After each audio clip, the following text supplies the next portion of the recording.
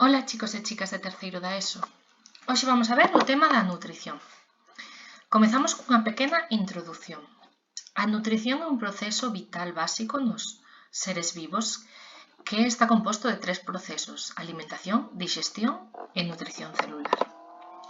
A alimentación van a ser ese conxunto de actividades mediante as cales tomamos os alimentos e os introducimos no corpo. É un acto consciente e voluntario, pois eu selecciono, por exemplo, alimentarme a base de froitas e verduras ou a base de lambetadas.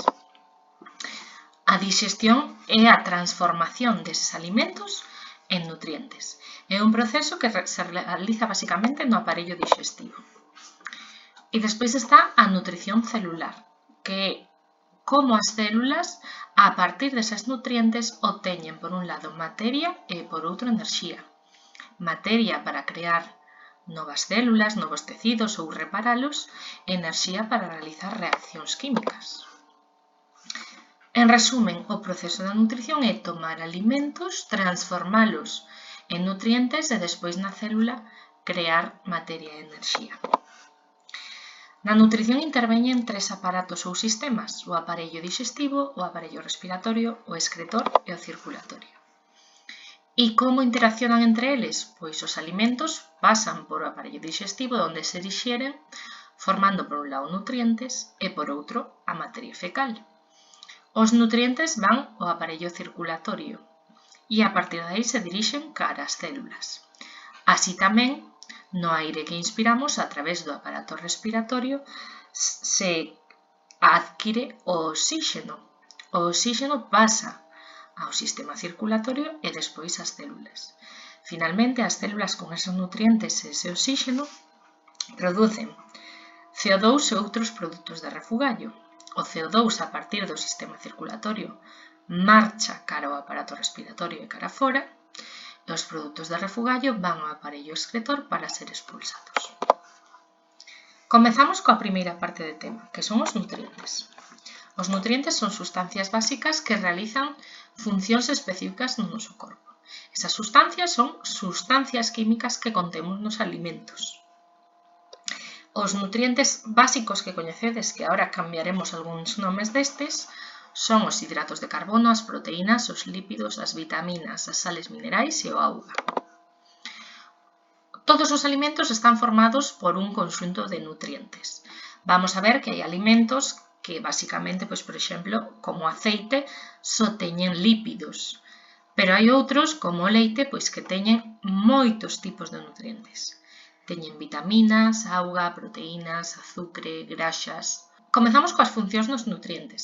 Función enerxética, lóxicamente, é achegar enerxía para o funcionamento celular. Pois, por exemplo, a enerxía que necesitamos para mover a musculatura ou para pensar. A función plástica ou estrutural, na que a partir da materia que se recibe dos nutrientes, creamos novas células, novos tecidos ou os renovamos. E a función reguladora, na que esas sustancias se encargan de regular as reaccións químicas que se producen na célula. Os nutrientes os clasificamos en inorgánicos, que son aqueles que están tanto na materia viva como na inerte, que son o auga e as sales minerais, e os nutrientes orgánicos, que son os glúcidos, os lípidos, as proteínas e as vitaminas. Comezamos pola auga, que é o compoñente máis abundante de todos os organismos vivos, e, por exemplo, no ser humano representa entre un 60 e un 80% do peso corporal. Vai a depender da idade, do sexo, etc. A súa función básica é unha función reguladora. Vai a regular moitísimos procesos. Regula a temperatura corporal, o transporte de sustancias, a eliminación de produtos de refugallo ou é o medio de reaccións de sustancias químicas. E anda que en moitísimos alimentos encontramos auga, aqueles que teñen máis auga, por exemplo, son as froitas e as verduras. Os sales minerais son ións recordamos que un átomo cargado, son ións inorgánicos indispensables para a realización de actividades vitais no organismo. Teñen como dous tipos de funcións. Función reguladora, van a regular reaccións químicas, por exemplo, o sodio regula a tensión arterial, por eso as persoas maiores que teñen unha tensión arterial alta retiranlle o sodio. ou o potasio e o sodio que tamén interveñen no transporte de información das neuronas, ou o calcio que intervén na contracción muscular. Despois está a función plástica ou estrutural, na que, por exemplo, o calcio e o fósforo forman os osos, ou o flúor, que forma parte da estrutura dos dentes. Moitos alimentos teñen sais minerais, pero os que o conteñen en maior proporción son as froitas e as verduras. Os glúcidos, que vos coñecedes como hidratos de carbono, pero non vamos a chamarlle máis así, vale? Porque é un nome un poquinho vulgar. Pois os glúcidos teñen a súa función que é aportar enerxía a curto plazo, moi rápida. Por iso, por exemplo, antes dunha competición deportiva, mandan tomar glúcidos. Os glúcidos se encontran en alimentos como pan, pasta, patacas, arroz, bolachas. Hai como dous tipos de glúcidos, os glúcidos sinxelos, que se absorben e se dixeren moi rápido e teñen un sabor doce. O máis coñecido é a glicosa, que é o azucre que moitas veces nos miden en sangue, porque o azucre é que utilizan as células fundamentalmente para vivir. A fructosa, que é o azucre que se encontra nas froitas, ou a galactosa, que é o azucre que se encontra no leite. Despois, falamos dos glúcidos complexos, que son moléculas máis grandes formadas por unidades dos anteriores dos glúcidos sinxelos. Así, os máis coñecidos son os polisacáridos e os tres máis coñecidos son o amidón, que é a sustancia de reserva dos vexetais que podemos encontrar nas patacas, nos cereais, que é esa sustancia blanca, por exemplo, cando lavamos o arroz, que sae, a celulosa, que é a que se encontra nas paredes vexetais das plantas e que a nivel nutricional chamámoslle fibra. A fibra é moi interesante para o noso organismo porque non pode ser dixerida polo noso aparello digestivo e o que vai a facilitar é o tránsito intestinal, vai facer que vaya máis rápido. Por eso, cando temos, por exemplo, problemas para ir ao baño, consumimos celulosa. E despois está o glicóxeno, que en animais é a reserva enerxética dos músculos. Cando eu, por exemplo, me arrinco a correr nunha carreira, o que vai a facer é o noso corpo tirar das reservas de glicóxeno. Os lípidos son moléculas moi diversas estruturalmente, son moi enerxéticas e insolubles en auga. A súa función principal é unha función enerxética a longo plazo, é dicir, van a ser o lugar onde se almacena, a forma de almacenar enerxía no noso corpo. E onde se almacenan os lípidos? Pois almacénanse fundamentalmente nos adipocitos, que son as células que forman o tecido adiposo, é dicir, a graxa corporal. Despois tamén teñen función plástica, forman parte das membranas celulares, como vimos en temas anteriores, como o colesterol ou os fosfolípidos, que forman parte da membrana celular. E función reguladora, moitísimas hormonas son lípidos, como por exemplo os esteroides, o máis coñecido dos esteroides é a testosterona, que é un lípido.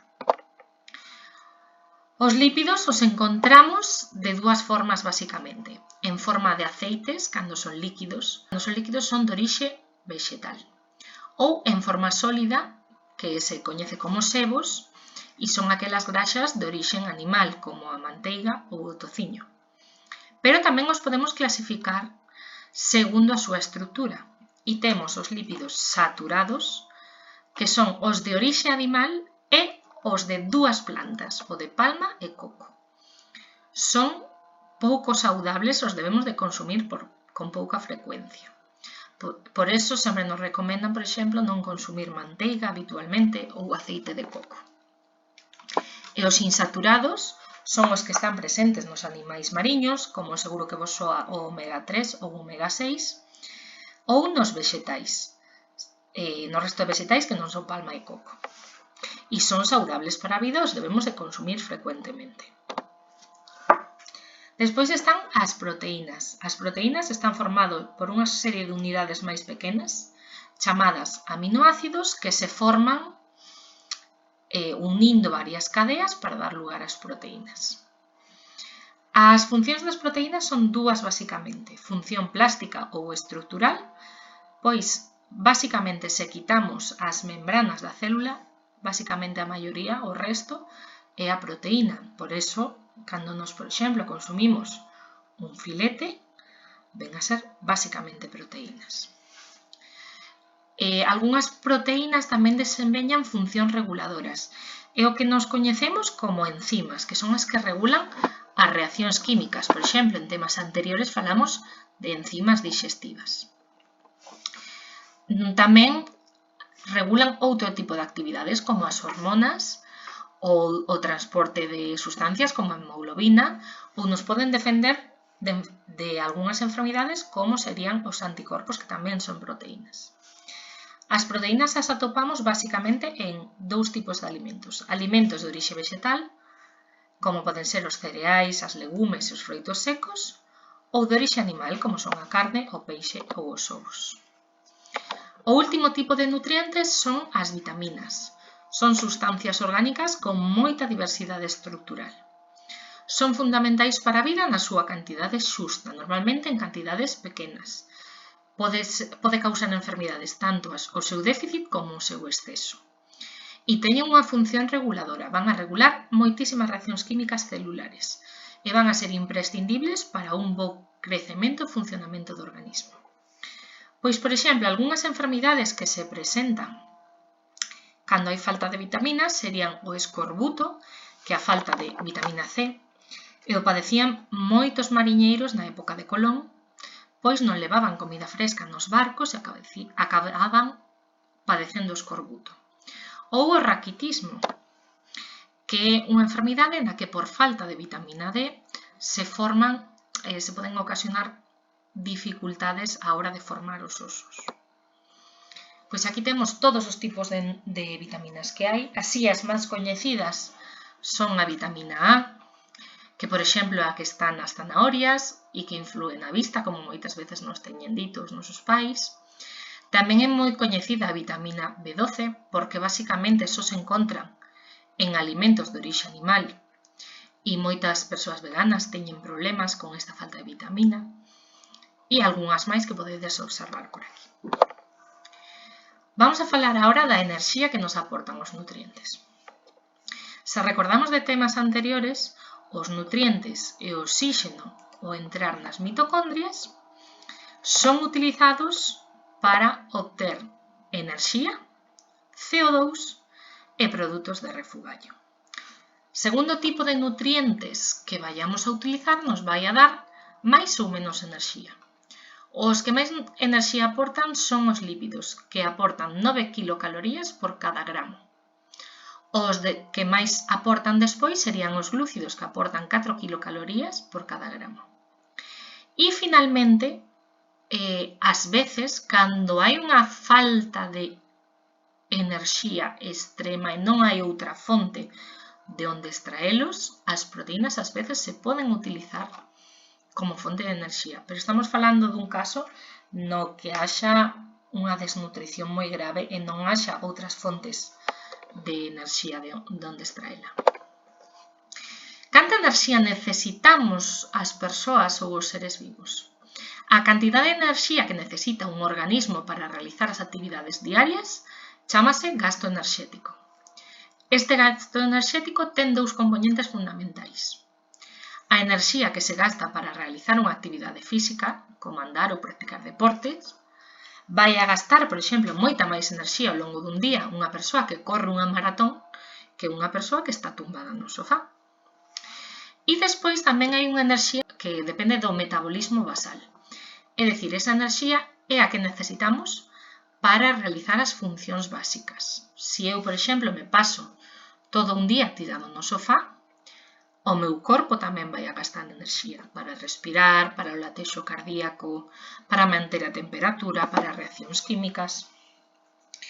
Entón, esta última enerxía se coñece como o metabolismo basal ou a tasa de metabolismo basal, que é a mínima cantidade de enerxía que necesita unha persoa para subsistir.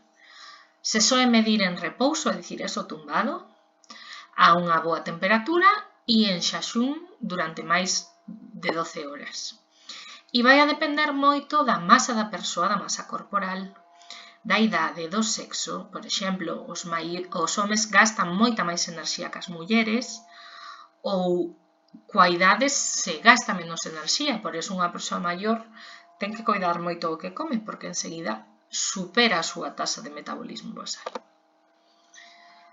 Agora falaremos dos alimentos. Os alimentos son compostos que están formados por unha mistura de diferentes nutrientes. Pois aquí tedes, por exemplo, as legumes, que están formadas basicamente por a mitad de carbohidratos e a mitad de proteínas, ou algúns alimentos como o salmón, que está formado por mitad proteínas, mitad graxas. Moitas veces temos que clasificar os alimentos. A primeira clasificación de todas é a roda dos alimentos, que nos clasifica os alimentos segundo a súa función. Temos alimentos enerxéticos, que serían os que están en amarelo. O primeiro grupo, o grupo número 1, son alimentos enerxéticos formados basicamente por glúcidos. Aquí entrarían o pan, a pasta, a pataca. E algúns menos saudables, como sería o azucre, os croissants. Despois, o grupo número 2 serían os alimentos enerxéticos formados por lípidos. Aquí estaría a manteiga, aquí estaría o aceite. Despois temos os alimentos estructurais. Os alimentos estructurais temos dous grupos. O grupo número 3, que están formados por proteínas non lácteas, e basicamente estes alimentos levan proteínas sin casi graxa. Pois serían o polo, os peixes, as legumes. E despois estaría o grupo 4, que sería alimentos formadores ou alimentos estructurais, que estarían formados por proteínas lácteas, de orixe lácteo. Normalmente estes alimentos levan proteínas e graxa, como pode ser o yogur, a leite, o queixo. E por último, os alimentos reguladores. Aquí temos as froitas e as verduras, que se distinguen no grupo número 5. As verduras se distinguen das froitas porque non levan azúcar. Levan auga, sales minerais, vitaminas, pero prácticamente non levan azúcar. E despois están as froitas e as verduras que levan tamén a auga, tamén sales minerais e tamén vitaminas, pero levan azúcar. E despois tamén a outra forma de clasificar os alimentos é o que chamamos a pirámide dos alimentos. Clasifica os alimentos en función da cantidade que debemos tomar. Na parte de arriba estarían os alimentos que deberíamos tomar con menos frecuencia, como son os alimentos ultraprocesados, os embutidos graxos, como o chourizo. Estes se deberían tomar de forma ocasional, a ser posible, nunca. Despois están o segundo grupo de alimentos, que serían os proteicos de orixe non lácteo, que se deberían de tomar de 1 a 3 veces ao día. Os proteicos de orixe lácteo, que se deberían tomar de 2 a 3 veces ao día. E as froitas e as verduras, que eu creo que é máis sinxelo dicir que se deben tomar 5 pezas de froitas ou verduras ao día. E por último, aquí, aínda que están na base da pirámide, están os glúcidos. Non son os que máis se deberían tomar por estar na base da pirámide, sino que se poñen aí porque debemos de tomalos segundo a nosa actividade física. Se eu son unha persoa que fai moito deporte, debo consumir moitos máis carbohidratos que unha persoa que non o fai. E por último, aquí temos algúns consellos, na que está pois unha actividade física diaria de 60 minutos, un balance enerxético, un equilibrio emocional e tamén os moi coñecidos de 4 ou 6 vasos de auga ao día, o que viría sendo 2 litros de auga ao día. Vamos a falar agora dos alimentos e a súa conservación. Os alimentos vanse destruindo ao longo dos días debido a que sobre eles crecen bacterias e fungos que os van consumindo. Os seres humanos, para evitar este destrozo de alimentos, temos varias técnicas para conservalos. A primeira delas foi un gran avance para a humanidade é a conservación dos alimentos en frío, pois o frío que fai é dificultar o crecemento de fungos de bacterias. Co paso do tempo acaban crecendo igual, pero tardan moito máis. E canto máis frío, máis tardan en crecer. Por iso os alimentos duran máis no refrigerador ou no frigorífico que no congelador. Despois temos a conservación por calor, que consiste en quentar tantos alimentos que conseguimos deteriorar e destruir de todo os microorganismos que nos iban a destrozar os alimentos. Por iso, por exemplo, dura máis un polo na nevera cocido que un polo fresco sin cociñar. Aquí tamén entra unha técnica moi coñecida, sobre todo para o leite, que é a pasteurización, que é conservar eses alimentos mediante un proceso de quecemento sen chegar a superar os 100 grados de temperatura. Despois está a conservación mediante sustancias químicas. Hai como dúas formas de conservación. A tradicional, que sería, por exemplo, a salazón mediante engadirlle sal ao produto, como o bacallau en salazón, o afumado, como o salmón afumado, a acidificación, no que se lle engade vinagre, por exemplo, como se encurtes en vinagre, a adición de azúcar, como serían as marmeladas ou a leite condensada, pero tamén, últimamente, o que máis se engade aos alimentos son os aditivos alimentarios, que son aquelas sustancias que son engadidas intencionalmente aos alimentos para modificar as súas características, aumentar a súa conservación. Pois aquí tedes varias etiquetas de varios alimentos no que se ve todos os aditivos alimentarios que podemos encontrar. Por exemplo, estas galletas con recheo de froita sí que levan ao principio pois, cousas boas, cereales, recheo de froita, etc. Pero empezamos a engadirlle conservantes como xarabe de glucosa, de fructosa, azúcar, humectante, destrosas, antioxidantes E306 e E304, maltodextrina de trigo, xarabe de glucosa, de fructosa, leite desnatada que moitas veces se usa tamén como conservante, e así podemos velo en varias destas etiquetas, ou, por exemplo, unha marca dun refresco moi coñecida que basicamente leva auga, azúcar e aditivos alimentarios como colorantes, acidulzante, aromas, etc. E, por último, a conservación dos alimentos ao baleiro, que consiste en reducir tanto a cantidade de oxígeno que impide o crecemento de fungos e bacterias. Ollo, moito cuidado, porque se encontramos alimentos envasados ao baleiro así como vemos nesta fotografía, pode indicar que aí non se fixo ben a conservación ao baleiro, están crecendo bacterias e fungos. E por eso ahora pasamos a falar da contaminación biolóxica.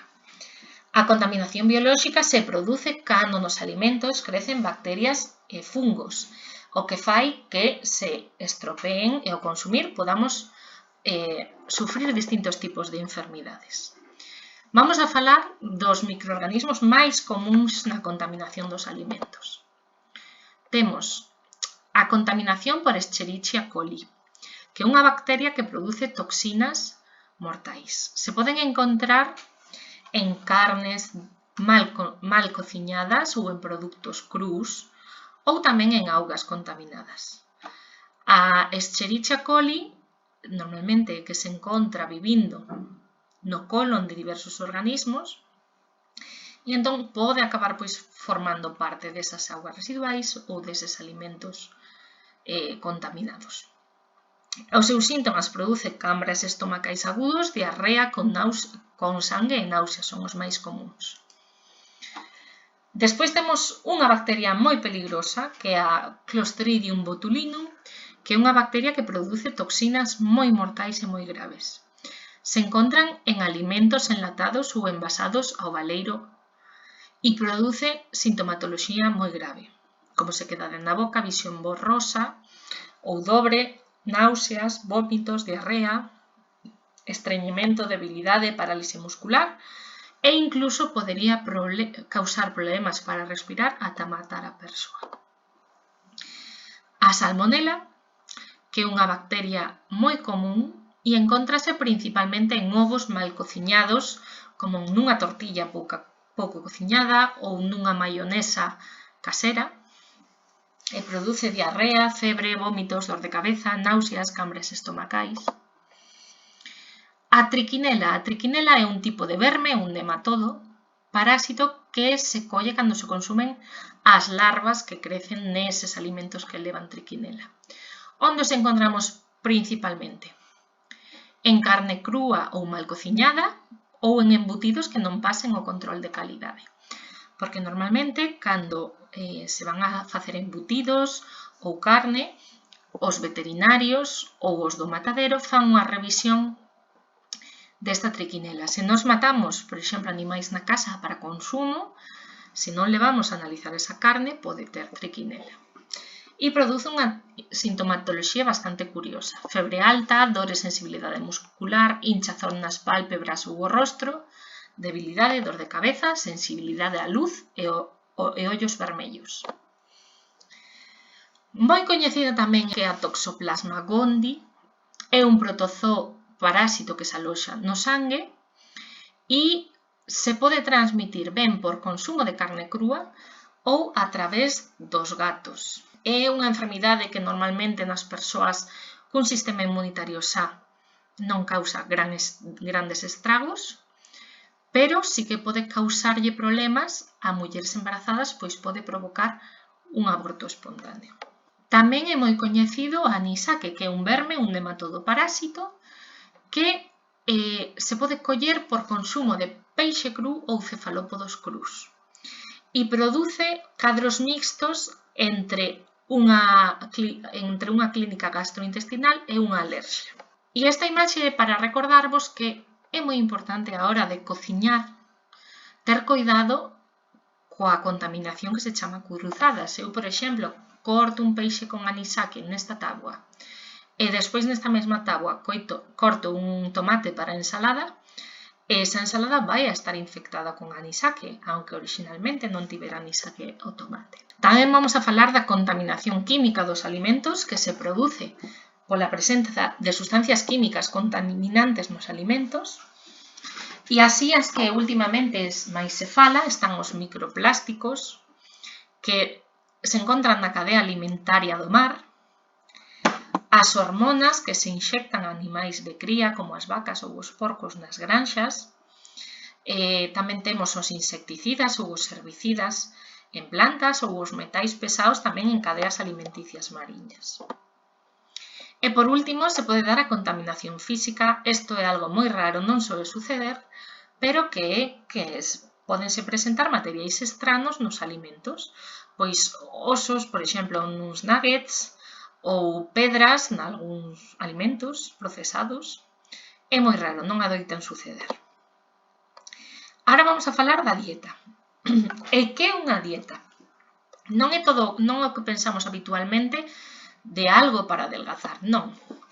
A dieta é o conxunto de alimentos que consumimos ao longo dun día. Cada persoa pode ter unha dieta distinta. Eu podo ter unha dieta basada só en ultraprocesados ou unha dieta basada só en verduras. Son os alimentos que consumimos. Ahora ben, que nos interesa? Nos interesa ter unha dieta saudable.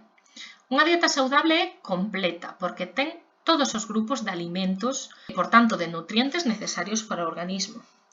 É equilibrada, porque os nutrientes tómanse nas proporcións adecuadas. Pois aquí temos, por exemplo, unha axudiña que nos pode axudar a ter unha dieta máis saudable, que é o que se chama o plato de Harvard, que nos indica que sería o ideal para unha dieta saudable de máis ou menos a mitade do plato de verduras, hortalizas e froitas, un cuarto dese plato de glúcidos e un cuarto de proteínas e algo de graxas saudables. Ollo para cando sexades maiores, pois unha dieta saudable ten que ter todo tipo de nutrientes. Se facemos algunha dieta na que nos quiten algún tipo de nutriente, aí non é, vai a ser unha dieta moi peligrosa. Vamos a ver distintos tipos de dietas. A máis típica é a dieta mediterránea, que se caracteriza por un alto consumo de froitas e verduras, un uso case exclusivo de aceite de oliva, consumo habitual de pan, legumes e cereais, consumo preferente de peixe sobre a carne e moi baixo consumo de azúcar. E onde se trae esta dieta? Pois en países bañados polo mar Mediterráneo, basicamente España, Italia, Grecia. Despois temos tamén as dietas hipocalóricas. son aquelas na que se inclúe un porcentaxe de alimentos enerxéticos moi baixo, menor ao recomendado nunha dieta equilibrada. Esta é típica o que nós coñecemos como dieta, é dicir, un consumo de alimentos pensado para baixar de peso. A dieta hipocalórica o que fai é reducir a cantidade de glúcidos e graxas. E o mesmo de antes, se nos eliminan en algunha dieta de todo os glúcidos e a graxa, pode ser unha dieta moi peligrosa que nos cause un efecto rebote. Despois están as dietas hipercalóricas. Son aquelas que utiliza a xente para intentar aumentar de peso. E entón o que se fai é aumentar a cantidade de alimentos enerxéticos, é dicir, os alimentos que conteñen glúcidos e lípidos. As dietas baixas en colesterol son adecuadas para aquelas persoas que sufren enfermidades do sistema circulatorio, do corazón, etc. E consiste en, por exemplo, reducir certo tipo de alimentos con grandes contidos de graxas saturadas, como pode ser a manteiga, como pode ser a carne, e incrementar aquelas de graxas boas, como poden ser os aceites vexetais de oliva, o peixe azul, para intentar reducir o colesterol que hai no sangue. Continuamos con outros tipos de dietas que seguramente todos vos tivechedes que facer en algún momento, como é a dieta con alto contido en residuos. A dieta con alto contido en residuos caracterízase por incluir alimentos ricos en fibra, como por exemplo arroz integral, pasta integral, e son adecuadas para aquelas persoas que teñen estreñimento, porque vai facer que o seu aparato digestivo vaya máis rápido, entón non haxa ese estreñimento. E despois a dieta blanda, que é a típica que comedes cando estades malos da tripa, cunha gastroenterite ou despois dunha intervención quirúrxica, que é unha dieta baixa en fibra e baixa en grasa, pois a típica de arroz cocido con polo cocido ou merluza cocida con patatas cocidas. Outro tipo de dieta é a dieta vexetariana, que é aquela que se enfoca en consumo de alimentos de orixe vexetal. Hai como dous tipos: a dieta vexetariana clásica que inclúe ovo, leite e ademais todo tipo de verduras e vexetais, e a dieta vexetariana estricta ou vegana que exclúe todas as carnes e produtos animais. Xa non comen tampouco nin leite, nin queixo, nin ovos. E por último, no apartado do tema, vamos ás enfermidades relacionadas coa alimentación. Temos a obesidade. A obesidade non é unha enfermidade en sí, senón que é un exceso de graxa corporal que conduce a un peso elevado do organismo. E é un dos problemas de saúde máis importantes nos países desenvolvidos. A obesidade prodúcese por un consumo excesivo de alimentos enerxéticos, especialmente graxas e azucre, e pouca actividade física. Aínda que tamén hai outros factores asociados como xenéticos, psicolóxicos, hormonais. Cal é o problema da obesidade? Que aínda que non sexa unha enfermidade en sí, o que vai a producir son a facilidade para adquirir outras enfermidades, como, entre elas, as máis importantes, a diabetes, hipertensión, enfermidades coronarias, é dicir, dos vasos que van aos corazón, problemas respiratorios, dores de costas, etc. E aquí tedes esta imaxe que é moi reveladora, que indica como é unha persoa con peso normal e unha persoa con obesidade. O que vedes en blanco é ese exceso de graxa corporal, que é o máis importante e o máis perigoso, que sobre todo se almacena ao redor dos órganos internos, os órganos vitais, dificultando o seu funcionamento. A desnutrición é a afección producida polo consumo insuficiente de calorías ou nutrientes esenciais, como as vitaminas ou as sales minerais, e normalmente se produce en países con problemas a hora de adquirir alimentos na que hai unha falta de nutrientes. Pero tamén se pode dar por algún problema de absorción de nutrientes, como vamos a ver na celiaquía. Un 9,1% da poboación mundial padece de desnutrición. Hai máis persoas con obesidade no mundo que con desnutrición. Despois, unha enfermidade moi importante, moi coñecida, que se considera a día de hoxe a plaga do século XXI, é a diabetes, que é unha enfermidade que se caracteriza por uns niveis de azúcar en sangue, concretamente de glucosa, moi elevados. Hai varios tipos de diabetes. A que se produce a idades moi temperás é a diabetes tipo 1, que son persoas dependientes de insulina que cada vez que consumen alimentos pois soen ter que inxectarse insulina. E despois está a diabetes tipo 2, que é das persoas que co paso da idade van adquirindo a diabetes. Esta está relacionada coa obesidade e con consumo de alimentos ricos en graxas e en azúcar. E cal é o grave problema da diabetes? É que se produce cando o páncreas non segrega a suficiente insulina. Porque cal é a función da insulina? Cando nós consumimos alimentos, eses alimentos se transforman en glucosa. E o páncreas xera insulina para que esa glucosa poda sair cara ás células e así ser utilizada polos tecidos. Pero cal é o problema das persoas diabéticas? Que non son capaces de producir suficiente insulina, co cal os niveles de glucosa se quedan moi altos en sangue. Esos altos niveles de glucosa poden producir, sobre todo, e así o máis grave que soen producir, danos nos vasos máis pequenos. Por eso as persoas con diabetes que non se cuidan poden acabar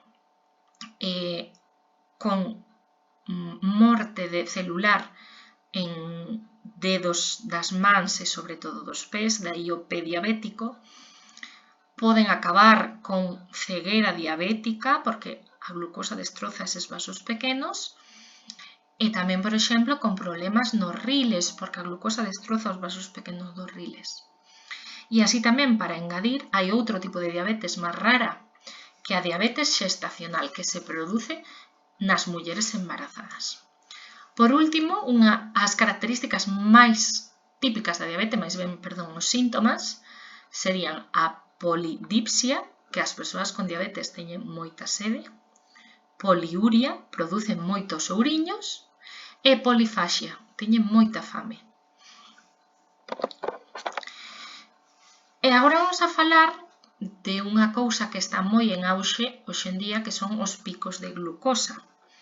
Os picos de glucosa é que en sangue se dan un aumento significativo e rápido do azúcar, da glucosa en sangue. E están moi relacionados co consumo de grandes cantidades de azúcar ou, de alimentos ricos en azúcar ou de glúcidos sen fibra, como sería a pasta blanca, a fariña blanca refinada. E se nos fixamos aquí nas estadísticas, cando consumimos carbohidratos deses, se producen uns grandes picos de glucosa. En cambio, cando consumimos proteínas ou grasas, esos picos prácticamente non existen. E cales son o gran problema dos picos de glucosa?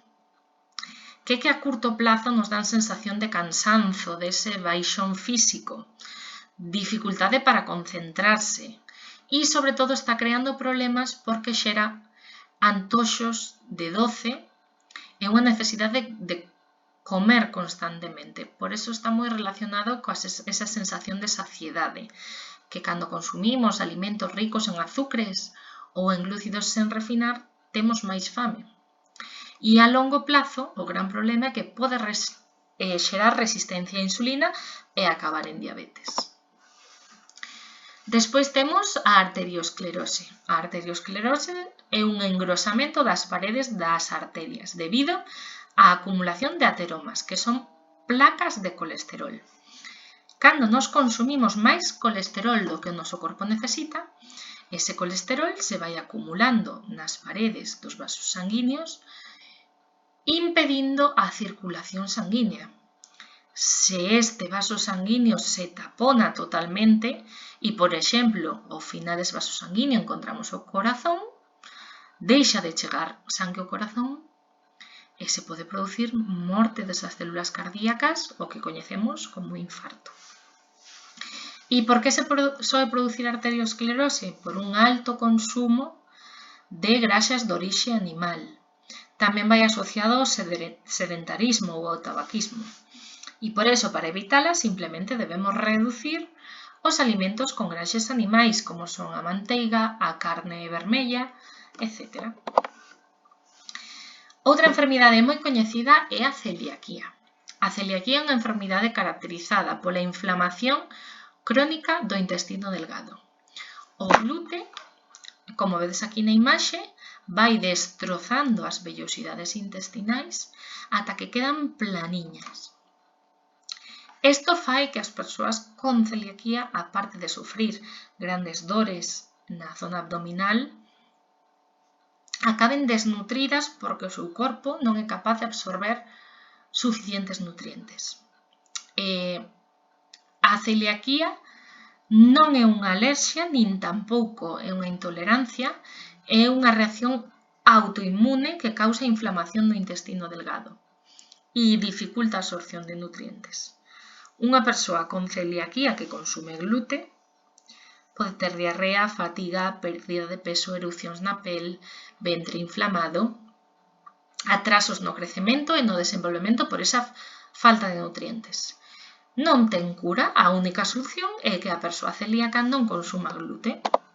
E aquí aproveitamos para falar das alerxias e as intolerancias. Son enfermidades moi distintas. Unha alerxia prodúcese cando o organismo entra en contacto con un alérxino, é dicir, unha sustancia que en principio non debía de ser tóxica, pero o noso organismo a interpreta como amenaza e entonces desencadea unha reacción do sistema inmune. Cando nós temos unha alerxia, pois dependendo do tipo de alerxia que sexa, pero a máis coñecida é a alerxia digestiva, se producen vómitos, dolor crónico, diarrea, picor de boca, garganta. Incluso, nos casos máis graves, poderíamos chegar ao que se chama un shock anafiláctico, que pode ser mortal, no que de tal consumo desa sustancia que nos produce alérxica, se nos inflaman moitas zonas do corpo, a gorxa, a boca, a lingua. En cambio, unha intolerancia é que o noso sistema digestivo non é capaz de dixerir suficientemente eses nutrientes. Entonces, cando consumimos ese nutriente, pois nos pode xerar náuseas, diarrea, dor de tripa, acumulación de gases. E vamos, por último, a uns moi importantes, que é o trastorno da conducta alimentaria, que son realmente un intermedio entre enfermidades relacionadas coa alimentación, pero sobre todo enfermidades mentais. Son enfermidades moi complexas, na que o síntoma que prevalece en todas elas é que hai unha distorsión da autoimaxe corporal. É dicir, que esa persoa, mirándose ao espello, ten unha deformidade da súa imaxe corporal. Son persoas moi preocupadas pola súa imaxe corporal e que moitas veces non aceptan ou non son capaces de ver a súa enfermidade. Temos aquí varias enfermidades. A bulimia, que se caracteriza porque a persoa está moi preocupada polo seu peso e o seu aspecto físico e ten unha gran falta de control sobre a súa alimentación. Prodúcese normalmente pois, en mulleres, por desgracia, porque vivimos nunha sociedade na que se nos controla ao redor da comida, do peso, etc. Estas persoas, por intentar controlar o seu peso, están en momentos intentando controlar o que comen e prohibíndose comer, que de repente, cando xa non poden máis, comen de forma compulsiva e desordeada. Normalmente, en gran cantidade, cando non teñen fame, e a escondidas para que non as vexa ninguén. Unha vez que comen como comen en grandes cantidades e están moi preocupadas polo seu peso, síntense culpables e para desfacerse do que se inxereu, pois se poden dende producir o vómito, tomar alimentos adelgazantes ou laxantes ou diuréticos para eliminar eso que inxeriron.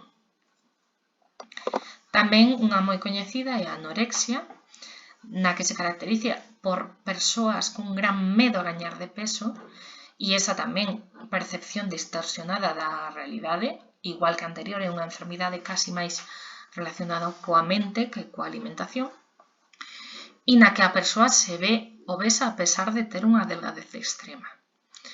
O que fan as persoas anoréxicas normalmente é reducir a máxima inxesta de alimentos, non consumen prácticamente alimentos, e realizan unha gran cantidade de exercicio físico. E é moi grave porque pode levarnos á morte simplemente por desnutrición. E por último, a vigorexia é das enfermidades relacionadas coa alimentación das TCA, é a que máis se produce en homes e tamén está caracterizada por unha preocupación obsesiva polo físico e tamén esa dismorfia corporal, na que se caracteriza de dúas formas. Unha obsesión extrema por actividades deportivas e realizar deporte, e unha inxesta convulsiva de alimentos para subir de peso e gañar masa muscular.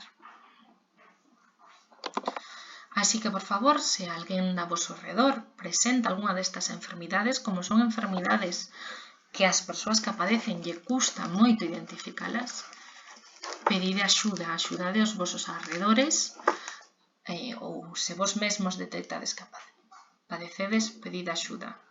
Pedir axuda non é de débiles.